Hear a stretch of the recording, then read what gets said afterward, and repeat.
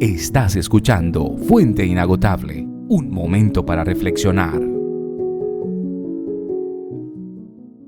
En nuestra Fuente Inagotable tomaremos la introducción del Evangelio de San Lucas, la cual está dirigida a Teófilo, un dignatario romano que habría de colaborarle en la impresión de su libro.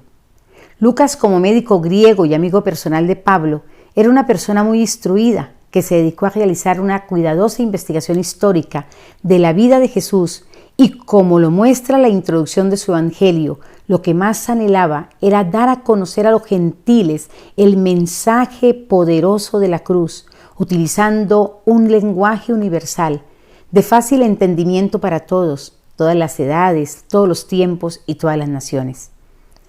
El objetivo de su Evangelio fue mostrar la perfección de Cristo y la forma como sucedieron los acontecimientos. De allí que esta introducción es muy clara cuando dice: puesto que ya muchos han tratado de poner en orden la historia de las cosas que entre nosotros han sido ciertísimas, tal como nos lo enseñaron los que desde el principio lo vieron con sus ojos y fueron ministros de la palabra, me ha parecido también a mí, después de haber investigado con diligencia todas las cosas desde su origen, escribírtelas por orden, oh excelentísimo Teófilo, para que conozcas bien la verdad de las cosas en las cuales has sido instruido. Sus relatos fueron producto de ir directamente a la fuente, a los libros y a personas que, como sus discípulos, María, la madre de Jesús, Elizabeth, habían vivido la experiencia del encuentro con él y, siendo testigos oculares de sus milagros, podían ratificar que habían sido ciertos. Una de las ideas centrales de su introducción es el deseo de querer poner en orden la historia de las cosas y presentar a Jesús, el Hijo del Hombre, enfatizando la bondad que expresó hacia el débil y la forma como el Espíritu Santo que estaba sobre él le permitía dar buenas nuevas a los pobres, sanar a los quebrantados de corazón, pregonar libertad a los cautivos, dar vista a los ciegos y dar libertad a los oprimidos. Su mensaje siempre fue Cristo. Al igual que Pablo, cuando en 2 Corintios 4:5 dice: porque no nos predicamos a nosotros mismos, sino a Jesucristo el Señor, y nosotros somos vuestros siervos por causa de Jesús. La predicación de Cristo nos hace ministros y siervos competentes del nuevo pacto, el pacto que fue sellado con sangre para perdón de pecados y que hoy debe ser pregonado en las familias y las naciones para que se levante una generación temerosa de Dios, conocedora de su palabra y llena del Espíritu Santo.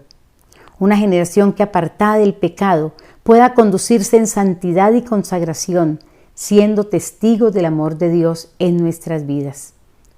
Como cristianos, pastores, ministros, sacerdotes, tenemos la obligación de llevar a nuestros discípulos a conocer a Cristo, alimentarles no con la sabiduría del hombre, sino con la sabiduría de Dios, a vivir la experiencia del apóstol Pablo, que entendió que había sido llamado a apacentar la grey que le había delegado el Señor a través de un llamamiento santo. Esa misma grey que ganó él con su propia sangre y la cual debíamos cuidar no por fuerza sino voluntariamente, no por ganancias deshonestas sino por ánimo propio.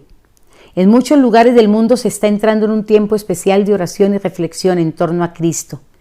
Tiempo para la comunidad católica cristiana conocida como tiempo de Cuaresma, preparatorio a la muerte de Cristo. Oremos para que quienes tomen esa devoción desde lo más íntimo de su ser puedan comprender lo que dice el libro de Hebreos 9:28.